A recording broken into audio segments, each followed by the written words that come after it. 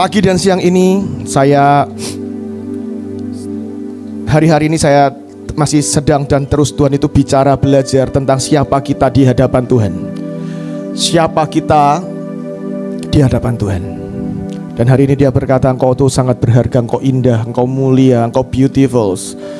Ketika Tuhan melihat, memandang engkau, itu mengalihkan perhatiannya dari jutaan orang yang lain. Bagaimana dengan orang di sebelah saya, Pak? Iya, sama, saudara. Itu berlaku untuk every one of you, saudara ya. Kan matanya ada di segala tempat, saudara ya. Dengan mata yang sama dia bisa memandangi saya dan memandangi Anda juga. Dan hari ini saya mau ngajar, saya mau sampaikan tentang satu nama Tuhan yang mungkin jarang dilihat, jarang dibaca, jarang dibahas lah. Saya mau bahas tentang El Roi. Ada satu penari di Mahanaim itu namanya Roy Chandra, dan dia ganti namanya El Roi. Di linesnya saya lihat El Roi. Tapi itu sebenarnya nama Tuhan yang artinya El Roi adalah Elohim, Tuhan yang melihat aku. The God who see me. The God who see me. Tuhan yang memandang engkau, melihat engkau, mengamatimu. Bukankah sweet banget, manis banget kalau dia memandangmu. Dan tiba-tiba saya tidak siapkan, tapi ketika kita nyembah tadi, dia berkata, ini loh yang aku lihat. Engkau itu kekasihku, my beloved. Aku menyayangimu, aku mencintaimu. The most beautiful things among thousands and thousands. Ketika dia memandangmu, itu yang muncul di hatinya. My beloved, the most beautiful. Bukankah itu kata-kata pembuka yang sangat manis, saudara? Saya berdoa itu menyentuh hatimu dan membuat melt hatimu, saudara. Itu diambil dari Kejadian 16 ayat 13 ketika Hagar itu kan nasibnya aneh banget ya. Menurut saya kadang-kadang saya lihat Hagar tuh kasihan lah. Dia itu seorang budak yang terjebak di antara drama queen bernama Sarah, saudara. Ya. Itu kan drama queen yang tidak tahu jelas maunya apa sebenarnya. Sebentar dikasihkan suaminya, sebentar punya anak dimarahi, ditindas, maunya apa, karepnya apa itu tidak tahu. Seorang drama queen yang tidak jelas maunya apa, seorang tuan nyonya yang susah diikuti pengennya apa. Tapi dia memang seorang budak yang kadang-kadang ketika seorang budak dengan mental budak dibawa naik tiba-tiba, memang respon kadang-kadang keliru. Dan itu yang dilakukan Hagar. Makanya Alkitab berkata ketika dia naik, dia bisa punya anak, nyonyanya tidak. Dia mulai meremehkan Sarah itu.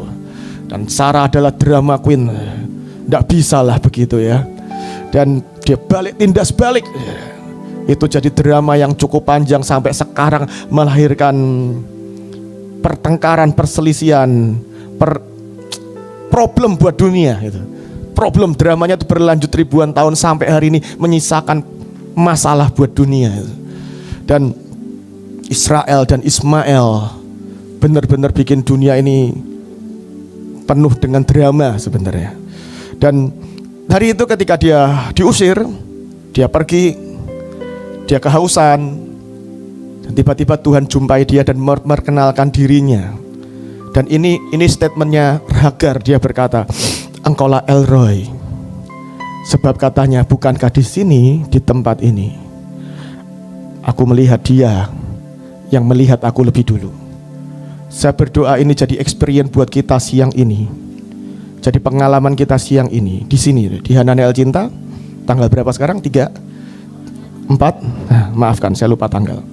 Ya, itu tanggal 4 ibadah kedua di sini nih.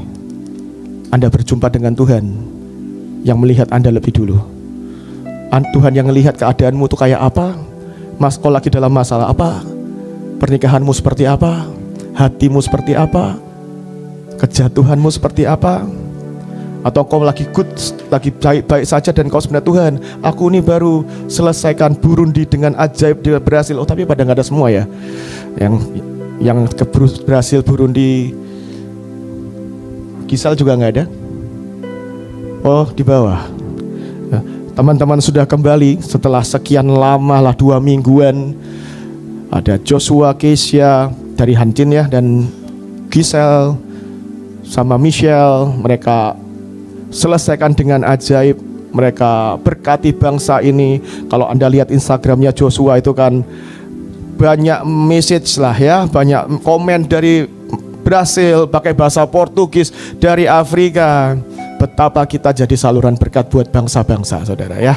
Dan dia Tuhan yang melihat engkau dan berkata, I'm so proud of you, dengan semua yang kau lakukan di Brasil, di Burundi, yang kau lakukan dengan hidupmu, dengan taburanmu, dengan kerja kerasmu, dengan pelayananmu.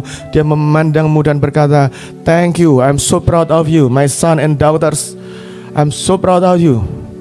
Papa bangga dan kekasihmu bangga. Dan saya berdoa ini jadi pengalaman, bukan cuma pengalamannya Hagar, tapi di sini di Hancin 4 Juni aku ketemu dia, Elroy, yang melihat aku lebih dulu. Yang pertama, saudara ya, saya akan cerita tentang Gideon. Gideon itu hidup di zaman di mana bangsa itu dijajah oleh Midian. 7 tahun mereka tuh disiksa, dijajah, dan ini bangsa yang jahat. Mereka itu dibiarkan nanam sesuatu, giliran sudah menjelang panen, mereka datang, mereka rampok. Seperti itu. 7 tahun begitu. Jadi mereka itu menanam sesuatu dan tidak pernah makan apa yang mereka tanam. Mereka kerja dan mereka nggak pernah bisa nikmati apa hasil kerja mereka. Dan itu menimbulkan sebuah ketakutan, sebuah teror buat mereka, buat bangsa ini. Sehingga itu nanti Anda bisa baca di Hakim-Hakim 6 dan 7. Sehingga mereka itu harus sembunyi. Bahkan mereka membuat gua-gua di pegunungan-pegunungan batu. Mereka buat gitu. Sampai hari ini kalau kita ke sana ada namanya Gideon Cave. Terakhir kali kami ke Israel nggak keburu lah karena bandara keluarnya terlalu sore. Next time kita main ke sana. Itu tempat yang bagus, ada gua, ada spring watersnya, ada air tempat Gideon menurut mereka ya. Saya nggak tahu kebenarannya seberapa akurat posisi, kan zaman itu nggak ada GPS. Tapi itu katanya tempat di mana mereka menseleksi pasukan. Tapi ada gua-gua juga. Dan satu tempat yang indah dan mengajarkan sebuah nilai yang indah, saudara. Hari itu mereka ketakutan, mereka sembunyi karena takutnya kepada orang Midian. Maka orang Israel membuat tempat-tempat perlindungan di pegunungan, yakni berupa gua-gua dan kubu-kubu. Kenapa mereka harus tinggal di gua? Mereka berhadapan, mereka mengalami masa yang sangat berat. Ada teror, ada ketakutan, ada orang-orang yang sangat jahat, abusive, merampok, memperkosa wanita-wanita mereka, mengambil menjara apapun yang mereka punya, dan mereka nggak bisa melawan, dan mereka tinggal dalam ketakutan. Tidak ada seorang pun yang bisa turun dan membela mereka. Itu bertahun-tahun, 7 tahun lamanya. Dan dari sebelum tahun itu pun mereka sudah dalam banyak penjajahan. Dan itu membuat hati sangat terintimidasi, mereka sangat ketakutan. Mereka memilih hidup di gua-gua, tidak mau keluar. Dan yang luar biasa, Tuhan itu melihat. Nanti Anda baca dalam Hakim-Hakim 6, mereka berseru dari gua-gua. Mereka berseru dari gua-gua. Bukan di tempat ibadah, bukan di bait suci. Mereka berseru pada Tuhan di gua-gua. Dan yang luar biasa, sekalipun itu dinaikkan, dipanjatkan, diteriakkan, diserukan dari gua-gua yang paling gelap, yang paling dalam, yang mungkin cuman binatang, kelelawar dan semuanya yang bisa di sana. Yang ajaib adalah Tuhan melihat mereka, Tuhan mendengar mereka. Sebuah doa, seruan, teriakan, jeritan, hati yang berbalik, yang dinaikkan. Gak di tempat yang proper loh, di gua. Dan beberapa orang sebenarnya dengan kondisi yang berbeda, dengan masalah, dengan trauma. Ada orang-orang yang trauma dengan hubungan yang gagal, memilih untuk tinggal di gua, mengisolasi diri, dan tidak mau membina, membangun satu hubungan yang baru. Ada orang-orang yang pernah mengalami abusive yang sangat mengerikan, dan benar-benar tinggal di gua. Saya baca buku Joyce Meyer itu berkata, ada orang-orang yang saking traumanya dengan abusive yang mereka alami, mereka itu banyak di kamar, makan terus saudara, dan tidak mau ketemu orang. Dan akhirnya badan kemana-mana semua, itu guanya. Dan banyak orang hidup dalam gua, alone in the dark, sepi, bahkan di tengah keramaian, di tengah pelayanan. Ternyata banyak orang kesepian di tengah keramaian. Kenapa? Itu seperti hidup di gua karena trauma, karena pengalaman yang kondisi, karena merasa kondisinya sangat buruk, kondisinya sangat jelek, frustrasi dengan keadaannya. Mungkin badannya ada ketemu orang, hatinya tidak pernah terbuka dengan orang lain. Itu seperti sebuah gua. Dan Tuhan melihatmu di gua persembunyianmu.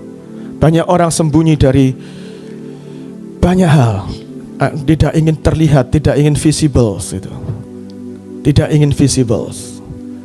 Di kantor saya nih ngajarin anak-anak buah saya ya. Engkau karena saya ini kan orang IT ya, banyak orang IT itu pinter nggak terlihat, ya kan? Orang IT itu kerjanya kelihatan kalau ada masalah, dicari, printer tidak jalan, server mati, jaringan putus, mana IT guy-nya, gitu. Orang IT itu apalagi yang technical banget, yang dapur seperti saya, itu hanya terlihat kalau ada masalah. Ya, dan itu sebenarnya jadi gua buat banyak orang. Banyak orang ternyata memilih jadi IT guy. Saya sering cerita ya, kan saya ini IT guy itu. Saya ini termasuk saya nih. Kenapa saya memilih jadi IT guy? Bukan karena saya demen-demen jago banget dengan IT dan technical things, tapi sebenarnya itu gua buat saya karena saya nggak suka ketemu orang. Ketemu orang itu sulit, ribet, menyakitkan. Terlalu banyak yang tidak tulus, terlalu banyak yang hanya ingin mengambil keuntungan dari hubungan. Jangan diaminkan, jangan dibetulkan, tidak. Itu kepicikan saya, kesialan saja. Saya mungkin ketemu 1000, mungkin itu cuma 3. Tapi yang melukai itu kan memang menyakitkan. Benar ya? Itu yang paling membekas. Dan itu membuat banyak orang tinggal di gua. Saya ketemu anak buah yang seperti itu sebenarnya. Lari ke IT things gitu ya.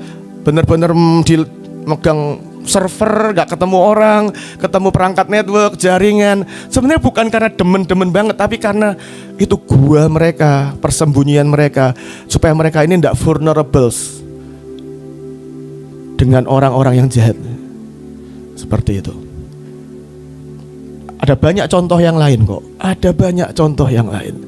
Beberapa orang tidak mau diremehkan dan join pelayanan bukan karena mencintai Tuhan, tapi cuma itu jadi gua karena di pelayanan they become somebody. Itu perlindungan mereka bahwa ya mereka bisa jadi seseorang. It's okay, fine. Dan Tuhan melihat, memandangmu di gua persembunyianmu. It's fine. It's fine. Anyway, mau dimulai dengan awalan apapun, motif apapun, masuk pelayanan itu tetap baik. Tetap baik, dan itu akan jadi rumah kesembuhan.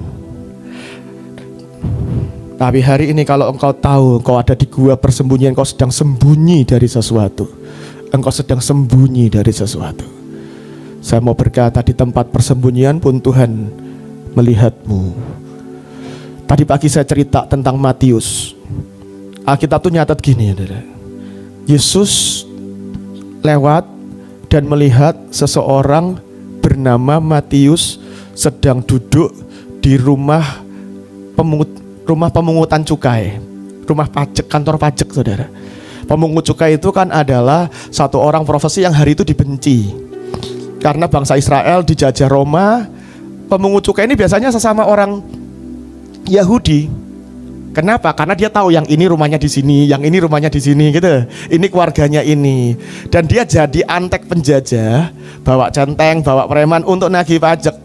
Kadang-kadang dengan paksa, dengan merampas, dengan mengambil. Karena tahu, oh ini sapinya si ini nih. Dia nggak bayar pajak, diambil sapinya. Kira-kira begitu. Dan itu profesi yang sangat dibenci karena dianggap memperkaya diri dengan menjadi seorang pengkhianat. Nah, kalau orang Israel umumnya ngelihat Matius akan berkata, oh ini pengkhianat, pemungut cukai. Tapi Anda perhatikan cara Tuhan mencatat di Alkitab. Tuhan ngomong gini, Yesus lewat, Yesus lihat seseorang bernama Matius duduk di rumah pemungutan cukai. Itu Alkitab nggak nyatat gini, Yesus ngelihatnya seorang pemungut cukai pengkhianat bangsa, bukan, bernama Matius, tidak. Dia lihat seseorang namanya Matius. Mungkin dia lagi sembunyi, dia nggak tahan dengan penderitaan kemiskinannya lah, dia nggak mau juga jadi miskin, nggak mau juga sebenarnya jadi pengkhianat bangsa. Tapi itu kayak sebuah gua dia untuk eksis dan kaya gitu, untuk hidup tenang dan mapan. Dan ini cara mandangnya Yesus. Yesus melihat seseorang bernama Matius. Matius itu artinya hadiah dari Tuhan. Sedang duduk nongkrong di rumah tukang pajak, penagihan pajak. Jadi cara pandang Tuhan tuh beda gitu. Dan dia berkata, Matius, keluar dari situ, ikut aku, ini bukan rumahmu, ini bukan tempatmu. Keluar dari gua ini bukan tempatmu, bukan habitatmu. Habitatmu mana? Ikut aku. Ikut aku. Gitu.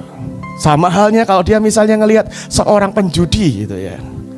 Kita manusia itu kalau diantara kita teman-teman pastoral penjudi, kita langsung ingatnya Bu Nita Deborah.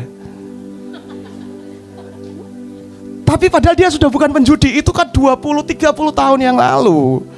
Gitu loh. Tapi kalau Tuhan ngelihat dia, hari itu mungkin Tuhan menemukan dia, memandang dia lagi seorang nabi bernama Nita, lagi duduk di kasino main roulette. Itu cara pandang Tuhan. Dan dia berkata, Nita ikut aku, kamu akan kuberi nama Deborah, kamu akan jadi hakim buat bangsa, kamu seorang nabi yang akan menyuarakan kebenaran. Saya berdoa Anda bisa ngelihat how he see you. How is you? Kamu cuma lagi main di gua yang seharusnya bukan tempatmu. Seperti itu. Kalau ada yang terlibat di dalam hubungan yang itu bukan suamimu, itu bukan istrimu, dan dia ngelihatnya, dia nggak ngelihatnya engkau sebagai pelacur atau pelakor atau whatever lah, yang dunia stereotip, yang dunia bisa labels. Dia cuma lihat, you are my beloved, the most beautiful among thousands. Engkau nggak mestinya lagi di posisi ini, engkau nggak sedang harusnya main di gua ini. Datang dan ikut aku, tinggalin ini, go with me, it's not your place. Tapi dunia akan melabel seseorang dari tempat di mana dia pernah main, nongkrong. Saya sungguh berdoa Tuhan Anda bisa meluruskan, mengerti how he see you. Yang kedua, Hakim-Hakim 6 ayat 11-12. Kemudian datanglah malaikat Tuhan dan duduk di bawah pohon tarbantin di Ofra, kepunyaan Yoas orang Abiezer itu. Sedang Gideon anaknya mengirik gandum dalam tempat pemerasan anggur agar tersembunyi bagi orang Midian. Malaikat Tuhan menampakkan dirinya dan berfirman kepadanya demikian, Tuhan menyertai engkau, ya pahlawan yang gagah berani. Saya mau berkata, Tuhan itu melihat daya pandang Tuhan, jarak pandang Tuhan itu melampaui kondisimu hari ini. Hari itu Gideon itu seorang pengecut, penakut. Dia mestinya menampi gandum itu di tempat atas tinggi yang banyak angin, ya, supaya kayak kalau zaman dulu orang pada ngayak beras itu loh, kulitnya terbang kena angin. Harusnya kan tempat yang terbuka, gede, banyak angin ya, mestinya begitu. Tapi dia memilih. Kenapa? Karena itu kalau dia lakukan, orang Midian akan tahu, mereka masih punya sekarung gandum nih, 2 karung gandum, habisin. Karena itu dia akan udah yang mungkin yang dia tampi cuman sedikit, dia lakukan di tempat pemerasan anggur. Pemerasan anggur itu seperti gua batu yang di bawah gitu, lubang di bawah gunung batu. Tadi dia bisa masuk ke sana, nggak ada angin, pengap. Bayangin ngayak beras di situ. Nggak make sense tempatnya, nggak cocok, nggak sesuai dengan peruntukan kegiatannya. Tapi dia lakukan kenapa? Karena dia takut, dia sangat depres, sangat tertekan, sangat opres, sangat hari itu sangat kondisinya menekan dia, menteror dia, dan sangat ketakutan.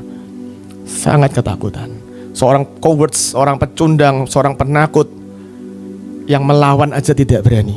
Dia berkata, aku ini paling kecil dari segala kaumku, paling kecil. Dan Tuhan memandang dia dan ngelihat gini, hei, Tuhan menyertai engkau, pahlawan yang gagah berani. Tuhan menyapa Gideon dengan pahlawan yang gagah berani. Sama kayak pagi ini, siang ini ketika Tuhan menyapa engkau, hey my beloved, the most beautiful among thousands, yes you are. Anda mungkin berkata, Tuhan, apanya yang cantik? Aku lagi sangat tidak baik-baik saja. Aku sedang sangat tidak baik-baik saja. Tapi saya mau berkata, Tuhan melihatmu melampaui kondisimu hari ini. Tuhan melihatmu melampaui kondisimu hari ini. Itu sebabnya dia bisa berkata, ketika engkau mungkin hari ini sedang tidak kerja, dengan kerjaanmu sedang tidak baiklah, dan keuanganmu sedang tidak baik, dia akan datang menyapamu dan berkata, hei engkau akan jadi pembiaya lawatan, kau akan jadi orang yang mengirim utusan Injil ke bangsa-bangsa. Dan kau berkata, gimana mungkin?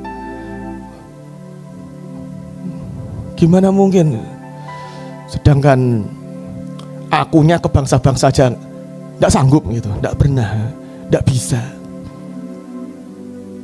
Tapi saya mau berkata, ada Tuhan yang hari ini memandangmu melampaui kondisimu hari ini. Yang berikutnya, ada Tuhan yang memandang kepadamu melampaui semua kekuranganmu. Melampaui semua kekuranganmu. Kekurangan tuh kecacatanmu, apa yang kau tidak bisa lakukan, skill yang kau tidak punya. Hari itu Tuhan datang pada Musa dan berkata, Musa, aku memanggil engkau untuk membawa keluar bangsa Israel keluar dari Mesir. Aku akan memimpin mereka dengan tangan yang kuat. Aku menyertaimu dengan tanda yang ajaib. Engkau harus ngomong itu ke Firaun untuk melepaskan bangsa pilihanku keluar dari Mesir. Musa bilang gini, Tuhan, aku ini orang yang gak petah lidah, gak pinter ngomong, gak pandai bicara. Kalau ngomong belepotan. Kalau ngomong ini belepotan. Subjek dan objek saya gak bisa bedakan gitu.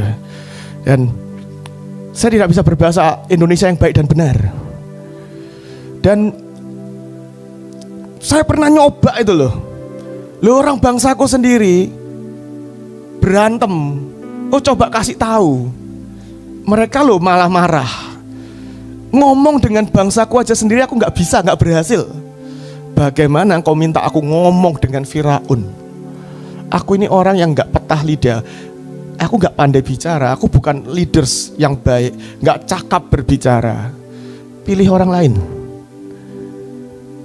Menurut saya alasannya Musa itu reasonable, make sense.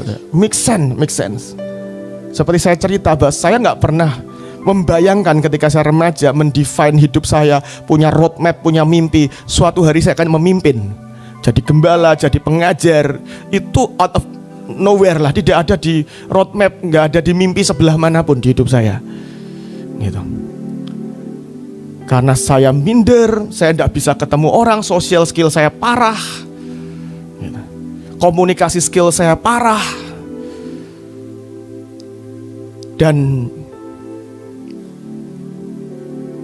tapi Tuhan melihat melampaui kekuranganmu,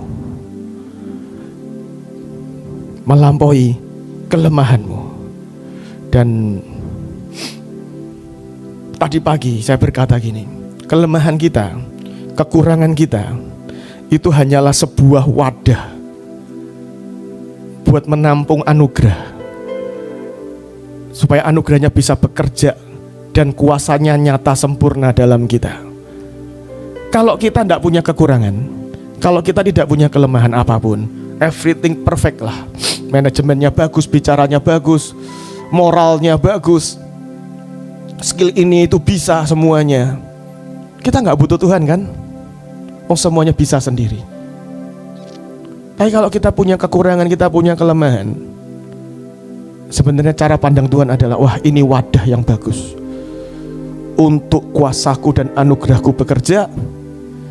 Kalau orangnya itu memang dari lahir sudah born to be a king, to be orang benar-benar yang karisma dan berbicara dengan sangat ajaib, sangat baik. Ya kalau dia ujungnya jadi pemimpin, jadi gembala, jadi pendeta, biasa aja. Udah kayak gini, dari bawaan, dari orok bakatnya begitu. Gitu. Tapi kalau Tuhan memakai Musa yang gak petah lidah, Tuhan memakai Petrus yang tidak berpendidikan untuk mimpin kegerakan dan menulis surat yang sangat memberkati kita sampai hari ini. Kalau Tuhan memakai Gideon yang pengecut, Tuhan memakai Yefta yang anak orang sundal, sebenarnya cuma satu. Dia butuh ruang buat anugerahnya dicurahkan dan kuasanya bisa bekerja nyata sempurna. Nyata sempurna itu apa? Orang lihat engkau kemudian berkata, wah ini pasti Tuhan. Kalau bukan Tuhan tidak mungkin Fendi bisa khotbah. Seperti itu.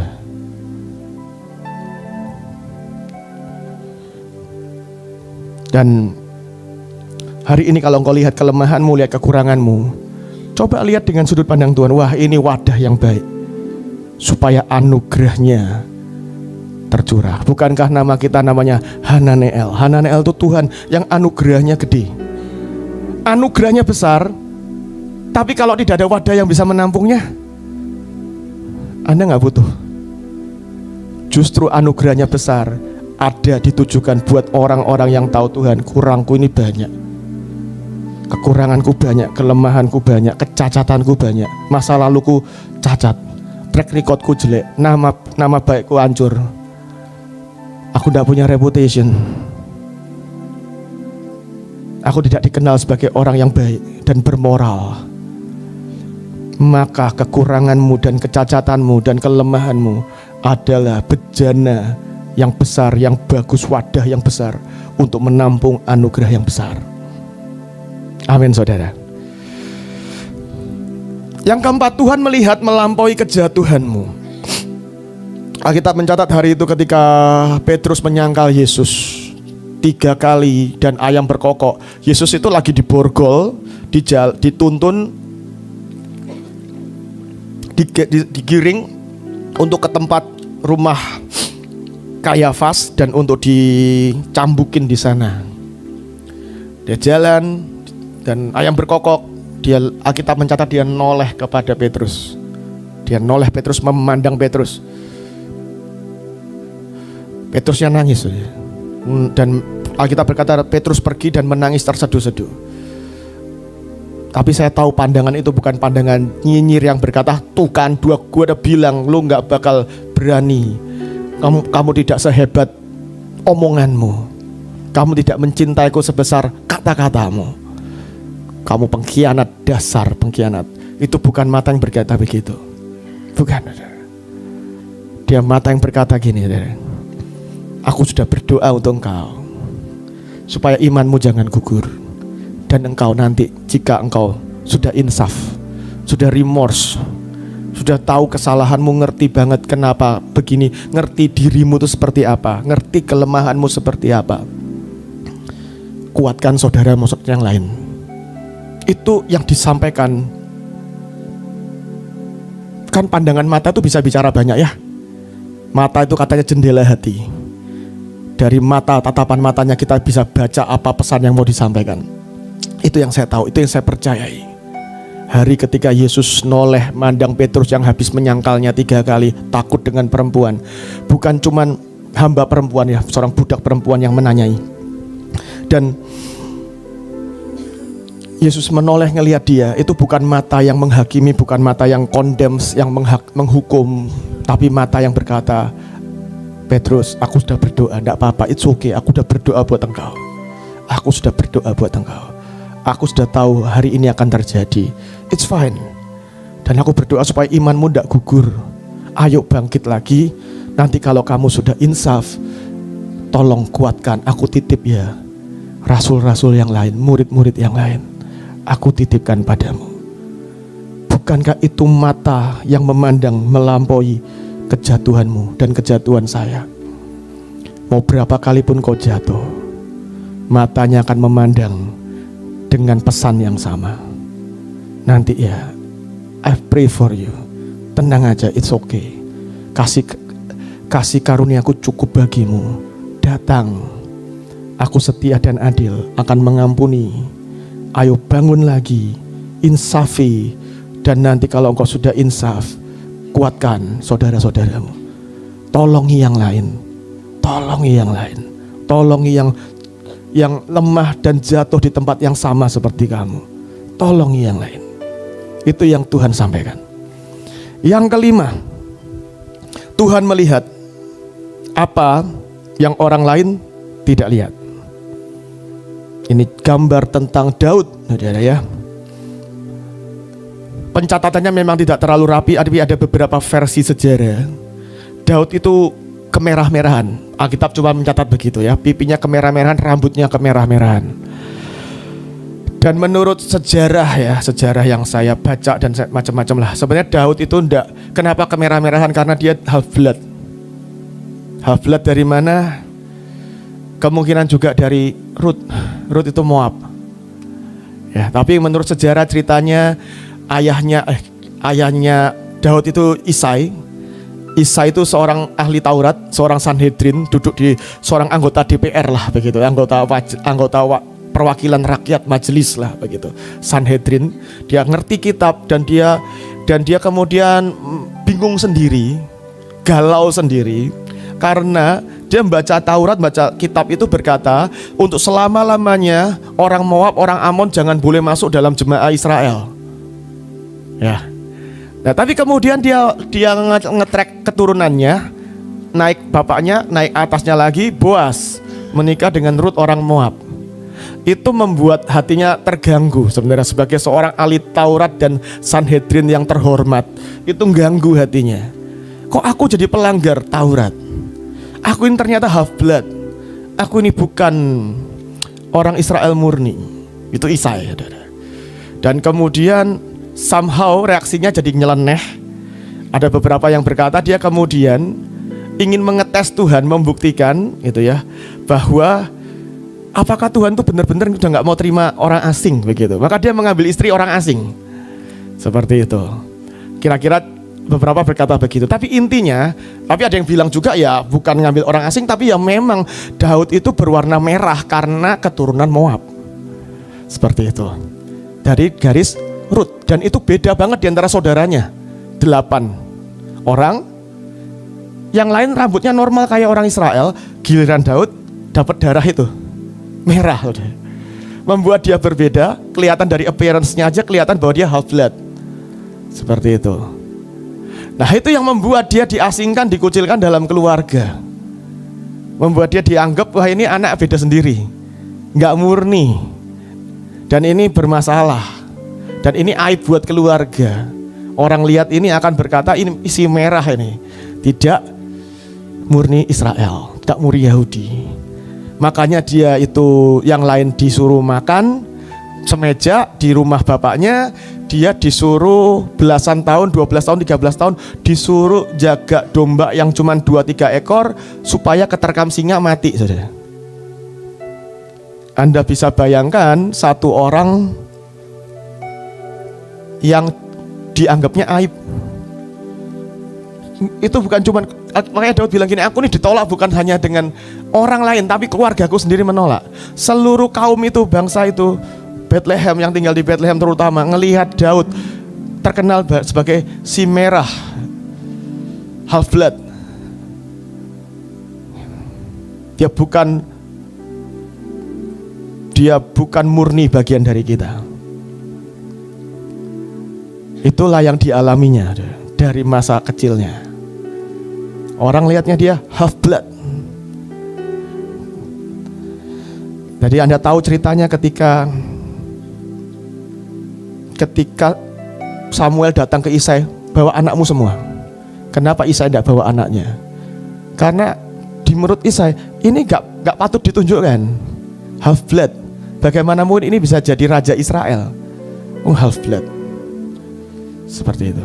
Separuh campur. Dan ini yang Tuhan katakan. Tapi berfirmanlah Tuhan pada Samuel, jangan pandang parasnya. Exactly kenapa dia harus ngomong tentang paras? Karena dari parasnya semua orang langsung tahu dia half blood. Tuhan berkata pada Samuel, jangan pandang parasnya atau perawakannya yang tinggi. Daud itu pendek. Saya tuh pernah dengar pendoa Hanjin tuh. Katanya lihat Daud dalam penglihatan. Katanya setinggi saya. Itu menyenangkan hati saya. Saya aminkan. Amin. Amin. Beneran itu penglihatan yang somehow saya ingat. Saya jarang ingat penglihatan yang orang ngomong dan tidak related dengan saya lah. Tapi hari itu dia berkata, saya itu seperti dalam penglihatan lihat Daud ya. Dan Daud itu setinggi Pak Gem. Amin, saya bilang ya. Luar biasa.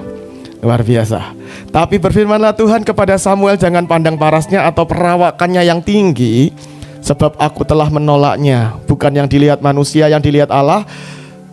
Manusia melihat apa yang di depan mata, tapi Tuhan melihat hati. Tuhan melihat yang orang lain gak bisa lihat dari dirimu. Tuhan lihatnya kamu anak orang miskin. Tuhan lihatnya engkau cadel ngomongnya, gak jelas, mambling kalau ngomong. Tuhan lihatnya engkau itu berharga. Orang mungkin ngelihatnya engkau itu penakut, pengecut, gak berani ngomong. Tapi Tuhan melihat jauh yang di dalam hati kita. Tuhan melihat jauh yang di dalam hati kita. Tuhan bisa melihat apa yang manusia tidak bisa lihat. Orang melihat Daud cuman melihatnya, wah ini aib buat suku kita.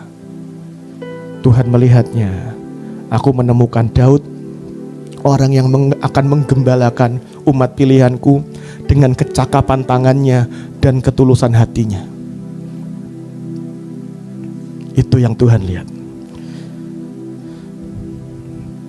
Yang keenam, Tuhan melihat yang tadi Tuhan tuh melihat apa yang orang lain tidak lihat di dalam dirimu. Tapi yang ini Tuhan melihat apa yang bahkan engkau tidak lihat dalam dirimu. Ketika engkau pagi ngacak, engkau tidak bisa lihat itu dalam dirimu. Tapi Tuhan bisa lihat. Hari itu ketika Tuhan lihat Petrus, dan Tuhan bilang, Petrus, ikut aku akan menjadikan engkau penjala manusia, bukan nelayan ikan lagi. Petrus itu nggak terlalu educated, saudara. Dan Petrus itu orang yang bicaranya lebih banyak daripada tindakannya. Orang yang sangat menggebu-gebu sehingga bicaranya seringkali nggak kesortir. Bukan karena dia berniat berbohong, bukan, tapi dia memang over enthusiastic. Gitu. Jadi ngomongnya kebablas, terlalu wow, bombastis gitu. Seperti itu. Dan hari itu Tuhan lihat, Yesus lihat kepada Petrus dan bilang, engkaulah Petrus, namamu dirubah bukan Simon, namamu Petrus. Petrus artinya batu, the rock. Meskipun perawakannya nggak seperti Dwayne Johnson, dia nelayan, ya. Tapi Tuhan bilang ini the rock, yang bahkan lebih hebat dari Dwayne Johnson. Ini the rock, di atas batu karang ini aku akan membangun gerejaku. Orang nggak bisa lihat dirinya. Petrus nggak bisa lihat diri. Petrus nggak bisa ngelihat itu dalam dirinya, bahwa suatu hari dia ngomong di bawah pengurapan Roh Kudus, 3.000 orang. 3.000 orang dalam satu hari dimenangkan buat Tuhan ketika Petrus dalam kuasa Roh Kudus khotbah di Serambi Salomo. Petrus di atas batu karang ini aku akan membangun gereja. Terlepas apapun lah, bagaimanapun itu paus pertama, dan kita tahu Katolik hari ini sangat besar. Memang benar jadi apa yang Tuhan katakan, di atas batu karang ini aku akan membangun gerejaku. Dan kita semua juga dibangun di atas dasar yang teguh ini, batu karang yang teguh ini. Yang terakhir adalah Tuhan melihat masa depan. Banyak orang nyangkutnya di masa lalu dan masa sekarang, akhirnya tidak pernah bisa gerak maju. Tapi Tuhan melihat masa depanmu, melihat engkau di masa depan.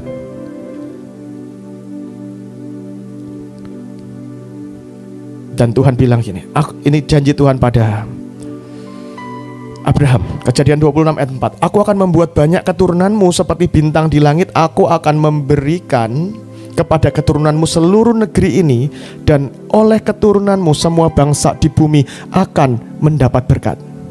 Hari itu gimana? Gak punya anak. Gimana bisa jadi seperti bintang? Punya anak satu pun tidak. Satu pun tidak. Dan itu berlangsung berpuluh-puluh tahun. Berpuluh-puluh tahun. Ketika Tuhan menyampaikan sesuatu, Tuhan ngomong sesuatu, itu ngelihat jauh di depan. Bahkan ketika Abrahamnya nggak ada, Abrahamnya udah nggak ada, ini sekarang di sorga taunya. Dia lihatnya di sorga, kejadiannya dan penggenapannya. Betapa bangsanya, keturunannya, bangsa yang lahir dari keturunannya hari ini benar-benar menguasai bumi sampai hari ini. Tuhan itu jarak pandangnya jauh, bahkan melampaui umurmu dan umur saya. Itu catat baik-baik. Jarak pandangnya Tuhan tentang engkau itu jauh lebih panjang daripada umurmu. Daripada umurmu. Rencananya dalam hidupmu itu bukan cuma sampai mati engkau, tapi Tuhan yang ngikat perjanjian karena dia ngelihat sampai keturunan demi keturunan sesudahnya. Jarak pandangnya itu sangat jauh. Kita manusia ngelihatnya hari ini, dia ngelihat di depan. Jadi ketika dia melihatmu hari ini, dia ngelihatnya sangat jauh. Dia itu sebabnya dia berkata, aku ini merancangkan masa depan yang penuh harapan.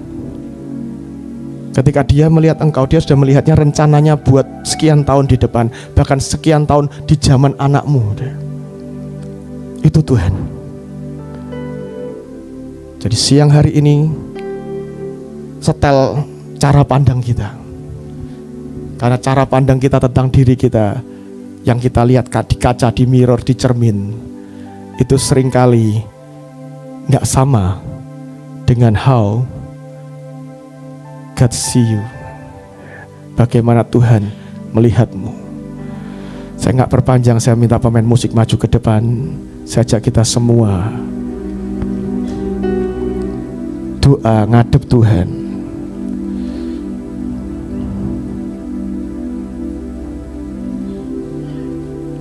Terima kasih Tuhan. Terima kasih Tuhan. Terima kasih Tuhan. Jadi tidak salah kalau hari ini dia memandangmu. Mungkin hari ini engkau datang tidak dengan kondisi engkau bisa berkata, aku ini lagi baik-baik saja. Aku ini lagi mencintai Tuhan. Aku lagi sedang di kondisi terbaikku dengan Tuhan. Mungkin kau tidak datang dengan kondisi seperti itu. Mungkin malah aku ini gak baik loh, sedang tidak baik. Aku sedang jatuh, aku sedang marah, aku sedang sebenarnya sangat benci dengan seseorang. Tidak salah kalau dia datang hari ini tengah-tengah kita dan ngelihat, my beloved, the most beautiful among thousand and thousand.